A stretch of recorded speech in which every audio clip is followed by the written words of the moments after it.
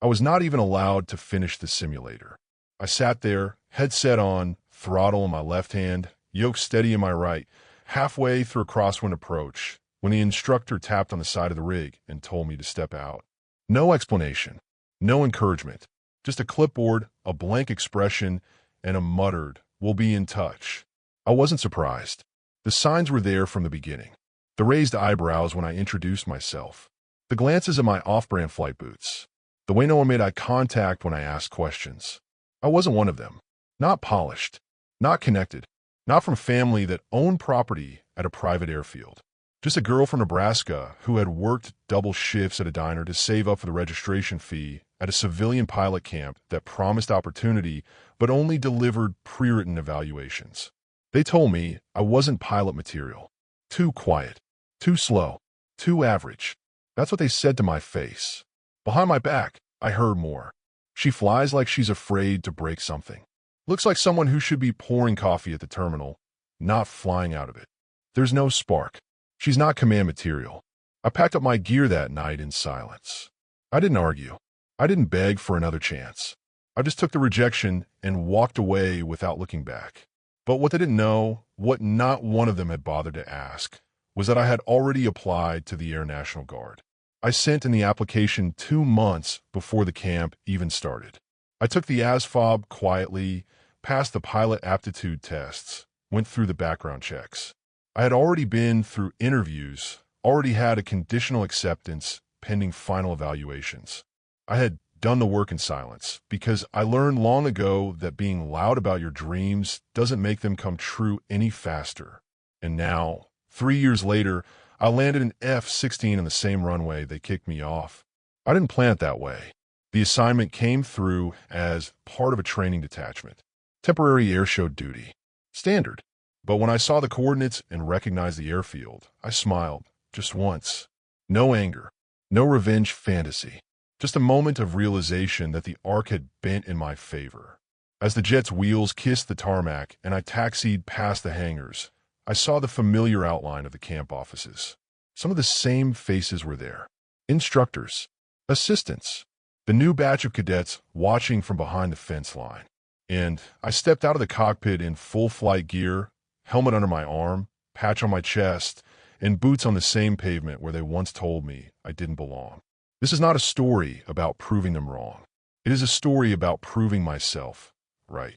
About what happens when someone tells you that you are too simple, too slow, too small, and you decide to let your work answer for you.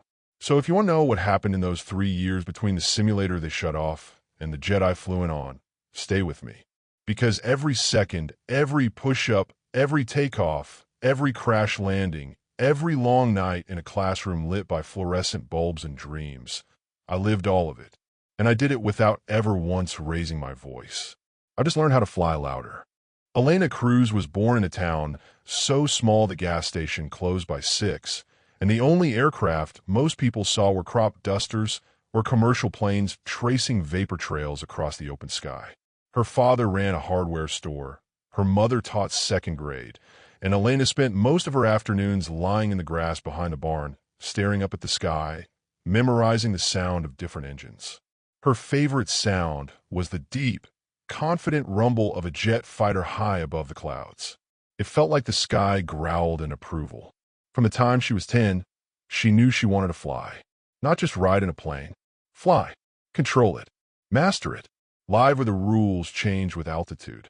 But she learned early that small dreams are expected in small towns. When she told her 8th grade teacher she wanted to be a fighter pilot, he smiled politely and said, "Maybe you could become a flight attendant. They get to see the world too." When she brought home a library book on aviation mechanics, her cousin laughed and said, Don't you cry during roller coasters?" But Elena didn't argue. She just kept learning. She wrote everything down in a battered composition notebook.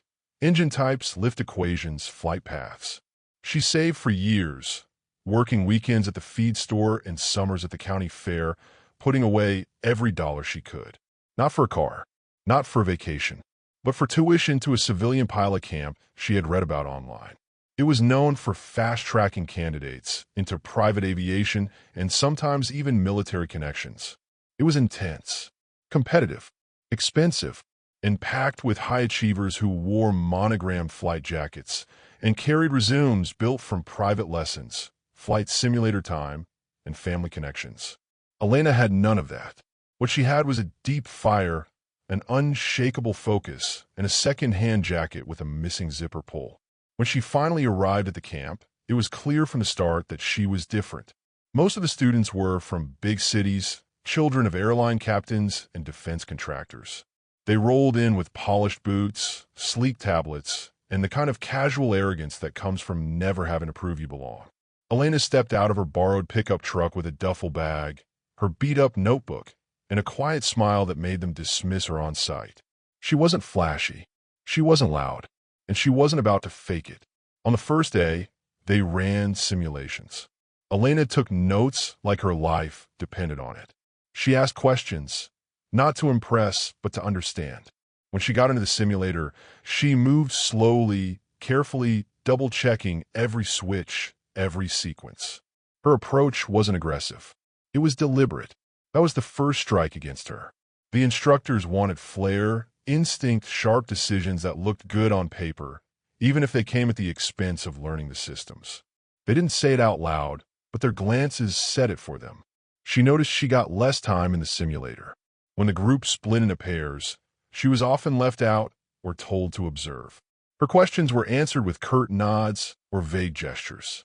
Her suggestions during group exercises were ignored. Once, during a flight prep scenario, she offered an alternate checklist she had found in a military training manual. One instructor looked at her and said, "We don't do farm logic here." The others laughed. During her third simulator trial, she had just begun her descent approach when the instructor tapped her on the shoulder and said, "Time's up." She had been in the seat for 7 minutes. The average trial was 15. She stepped out without protest. Later that day, she overheard one of the instructors whisper to another, "She flies like a farmer backing a tractor." The words stung more for their laziness than their cruelty. Elena didn't react. She went to her bunk, flipped open her notebook, and under a detailed sketch of a cockpit dashboard, she wrote, "Every jet is built with screws and fuel. So is every dream." The next day, she was called into the program director's office. He didn't look up from his clipboard. "We're releasing you," he said. "You've got good intentions, but you don't have the killer instinct to lead in the sky. You're cautious. The air doesn't wait for people to think." She waited a moment before responding, then simply said, "Thank you for the opportunity." He didn't answer. She packed her bag that afternoon. No one said goodbye. No one offered feedback. She walked across the airfield alone, her boots echoing off the concrete, past hangars filled with planes she had only just begun to understand. She didn't cry. Not there. Not then. But something cracked inside her. Not a breaking, but an ignition. The silence didn't feel like emptiness. It felt like fuel. That night, in the back of her truck under a blanket of stars, she wrote one sentence in her notebook. Just one. Return with wings. The day Elena Cruz stepped through the gates of the Air National Guard training base, something inside her had already shifted. She wasn't chasing a dream anymore. She was fulfilling a promise. The promise she had made to herself under a cold Nebraska sky the night she got cut from that camp. Return with wings. She didn't tell anyone about the rejection. Not her instructors, not her peers, not even the evaluation board. It wasn't shame that kept her quiet. It was focus. Let the others brag about where they came from, how much simulator time they logged in private programs, what family members had flown before them. Elena didn't say much. She just kept showing up early, staying late, taking notes, and memorizing everything. She trained like her life depended on it, because in the sky, it would. Her first few months were brutal. Weather drills in 40-pound gear, ejection seat orientations, emergency protocols in simulated blackout chambers. While others groaned or looked for shortcuts, Elena treated each obstacle like a puzzle to be solved. She kept her head down, let her work do the talking. When the written exams started, she aced them. When the simulations began, she didn't just pass. She set new base records. Her instructors took notice. One called her unervingly calm. Another said she had the kind of mind that doesn't flinch. Her flight commander, A woman with 2 deployments and a reputation for spotting leadership early said it plainly. Cruz has something rare. She doesn't compete. She just builds. That observation followed Elena as she moved through the ranks. She wasn't flashy in the air. She didn't take unnecessary risks or make bold, dramatic moves. But she was precise, unshakable. In head-to-head drills, she didn't overpower, she outlasted. And when things went wrong, when weather rolled in fast or communications dropped, Elena kept flying. Meanwhile, through the filtered haze of social media, she saw the familiar faces from the camp. The same camp that told her she didn't have the killer instinct. Some of them were still trying to break into private pilot programs. Others had switched careers, become influencers, started selling aviation-themed merchandise. One posted a video mocking another girl's landing and captioned it, "Still flying like a farmer." Elena didn't comment. She just closed the app, tightened her flight gloves, and stepped into another simulator. She trained in desert heat so dry it cracked her lips. She trained through winter storms on remote airstrips where frostbite warnings were routine. She ran takeoff drills at night, practiced mid-air stalls with zero visibility, learned to reroute flight paths in under 60 seconds. By her second year, she was flying with a small operations unit, rotating through readiness drills and precision bombing simulations.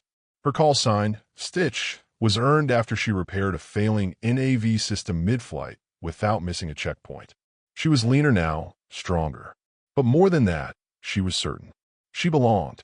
One morning, her flight lead handed her a briefing packet stamped with temporary deployment orders. "You're flying the readiness demo at the Lincoln County Air Show," he said. Elena flipped the folder open. The mission was routine. Show the flag. Maintain readiness posture. Execute a demonstration flight with full instrumentation for public and private stakeholders. Nothing unusual, except for the coordinates. Her eyes froze on the name. The airfield where she had been cut, where they said she wasn't built for the sky. She didn't flinch. She didn't smile. She simply nodded and said, "Yes, sir." On the morning of the flight, the base was quiet. No ceremony, no crowd to cheer her on. Just pre-checks, fuel loads, and weather reports. She ran through her checklist like muscle memory. Titanium helmet in place. Oxygen calibrated. Systems green. As she taxied to the runway, her heart rate barely moved. Her hands were steady.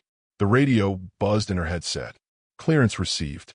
She rolled forward, gained speed, lifted into the gray Nebraska morning. The air was clean. The clouds were high.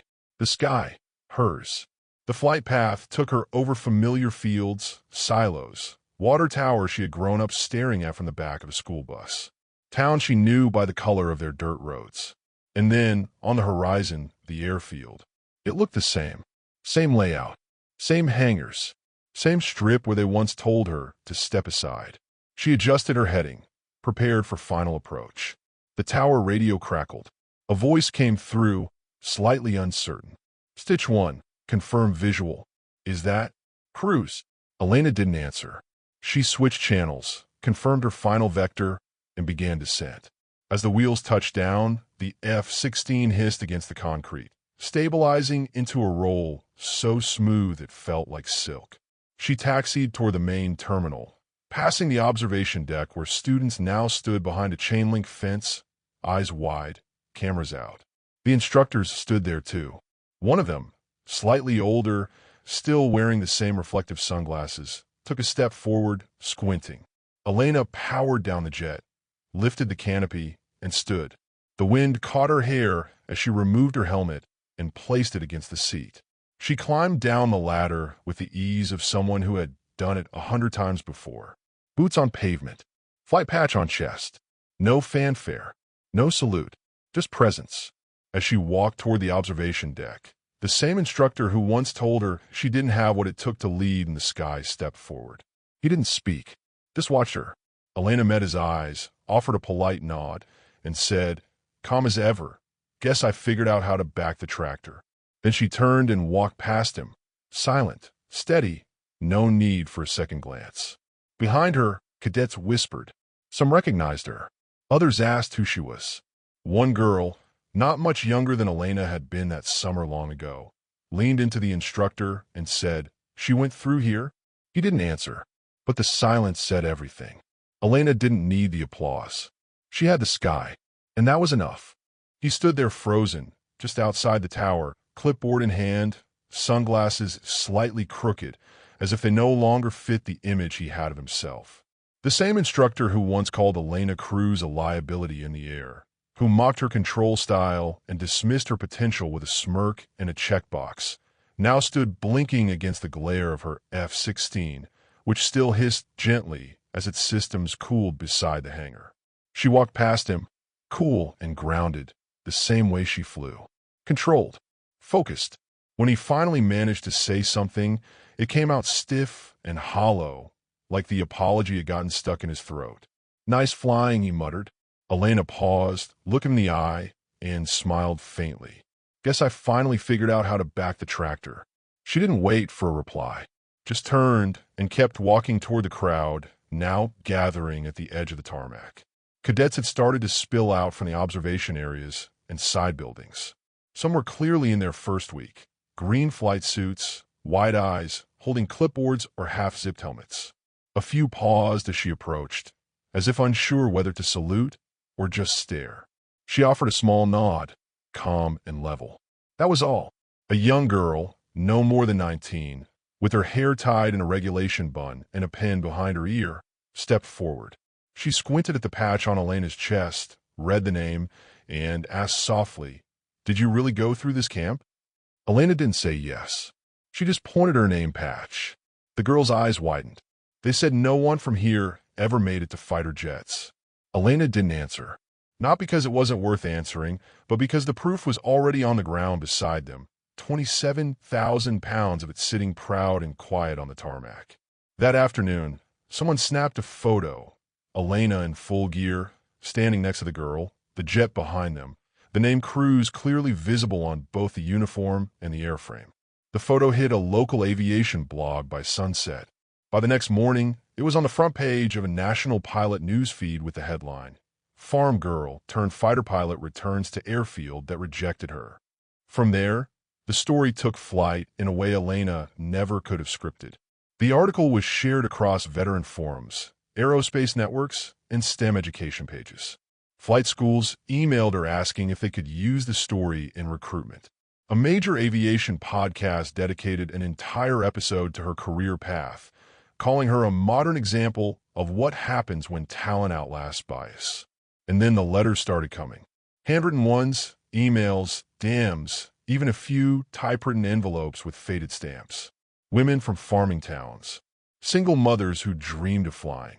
First-generation students who had been told they weren't built for that kind of pressure. Young cadets who had never seen a Latina fighter pilot in their textbooks, much less on a runway. They all said the same thing in different ways. "I thought I couldn't. Then I saw you did." Elena responded to as many as she could. Sometimes it was a few sentences of encouragement, sometimes a full page. But she read every one. She kept them organized in a folder she carried in her duffel bag. Not for display, just to remind herself who she flew for now. A few weeks after the fly-in, she received an unexpected invitation. The email subject line simply read, "We'd like you to speak." It was from the director of the same civilian pilot camp she'd been dismissed from. The same camp that once told her she wasn't leadership material. The message was brief but respectful. They wanted her to return as a guest speaker, talk to the cadets, share her journey, inspire. Elena stared at the screen for a long time.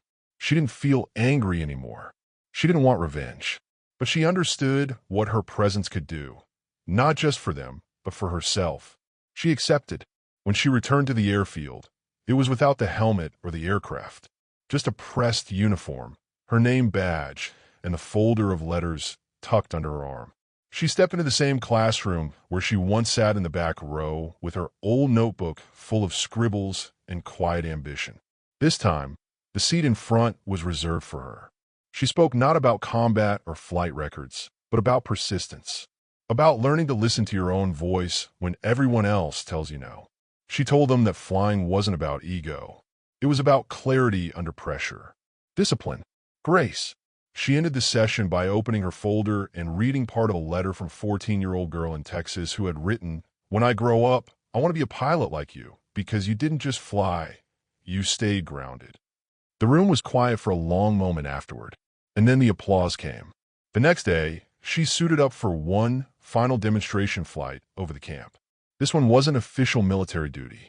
It was her own request, approved through back channels, coordinated with the airshow circuit, funded through a training demo budget. She taxied out under a clear sky, radioed the tower with calm precision, and took off with a smooth climb. As the camp watched from below, Elena brought the jet into a wide, arcing loop, climbed into the vertical, and completed a slow, deliberate barrel roll right above the field where she was once told she didn't belong. It wasn't a stunt. It was a signature, a message written in jet stream and skill that said, "I'm still here, and I fly my way." When she landed, she didn't speak. She didn't wave.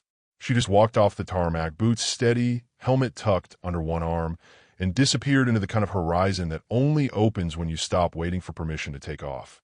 The sun was low over the horizon, turning the sky into a soft blaze of orange and violet, as Elena Cruz walked the length of the tarmac beside her jet. The massive body of the F-16 glowed faintly in the dusk, its nose pointed into the wind like it knew what direction it belonged. Elena walked slow, helmet in one hand, gloves in the other, her boots landing in perfect rhythm with each step. Every sound, the scuff of leather, the hum of the fading engines, the crackle of distant radios, felt magnified, wrapped in the kind of silence that only follows something earned. She passed the hangars, past the faded line of orange cones that once marked the edges of the student practice zone, past the very spot where she had once stood with her backpack and her notebook, waiting for someone to tell her where to sit, how to fit in, how to try harder.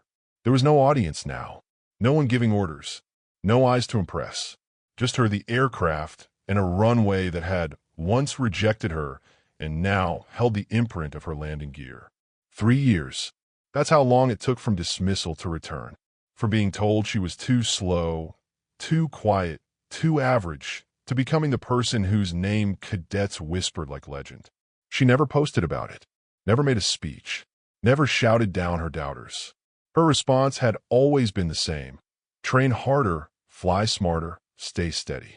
The moment she stepped out of that jet days ago, someone snapped a photo. Elena in full flight gear, sun hitting her cheek, helmet under her arm, walking away from a jet they said she'd never touch.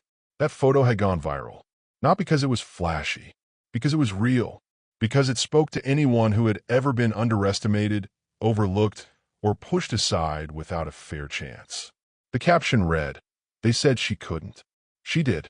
Now, as the colors in the sky began to dim and the last light hit the rivets in the aircraft beside her, Elena reached the end of the runway and paused.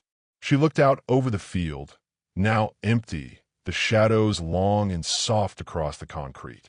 In that quiet, her thoughts drifted back to the moment they told her to leave. The sim trial, the clipboard, the phrase, "not pilot material." She remembered the instructor who wouldn't even meet her eyes. She remembered the silence of walking away with no goodbye, no second chance. And then she remembered the notebook, the page, one line, "Return with wings." She had done it, and not for revenge, not to make a point, but because the sky never asked where she came from. The sky never cared about pedigree or posture. It only asked if she could fly, and she could. Every time, she took a breath and smiled, a small, private smile meant for no one else. Then she reached into her flight suit pocket and pulled out that same notebook, worn now, soft around the edges, but intact. She flipped to the last page, where 3 years ago she had written her vow. Underneath that line, she wrote one more. "I stayed in the air long enough for others to find a runway." She closed the notebook gently. At that moment, a distant rumble rose from behind the hills. Another fighter taking off from a nearby base, its engines slicing through the still air like thunder, cracking open the sky. Elena looked up, eyes tracking the jet as it climbed, wings sharp against the clouds, and nodded once. She didn't salute. She didn't wave. She just stood still, letting the sound pass through her. Because that roar wasn't noise, It was memory and future and all the things she had flown through to get here. Her boots echoed as she turned and walked back toward her aircraft, the tarmac darkening now beneath the deepening sky. A few figures stood in the distance by the hangars, blurred silhouettes, watching quietly. Some would write articles. Others would send letters. But none of them could describe what this felt like to her. She didn't just land a jet. She had landed a legacy, not in headlines or handshakes, but an example, in proof, in a quiet knowledge that someone, somewhere, would see her standing beside that plane and realize their own story was still unfolding. That maybe, just maybe, they weren't too small, too slow, or too average. Maybe they just hadn't built their wings yet. She reached the foot of the ladder, placed the helmet back inside the cockpit, and tapped the edge of the fuselage with 2 fingers, once gently like saying, "Thank you." Then she stepped away, boots clicking, leaving nothing behind but a jet still warm from flight and a name no one would forget. The camera pans out. Her silhouette fades into the gold and purple of the Nebraska evening. The sound of engines rolls in, low and steady. And across the screen, the final words appear. They said I wasn't born to fly. I said, then watch me build my wings. From kicked out to cleared for takeoff. Elena Cruz, fighter pilot, forever airborne.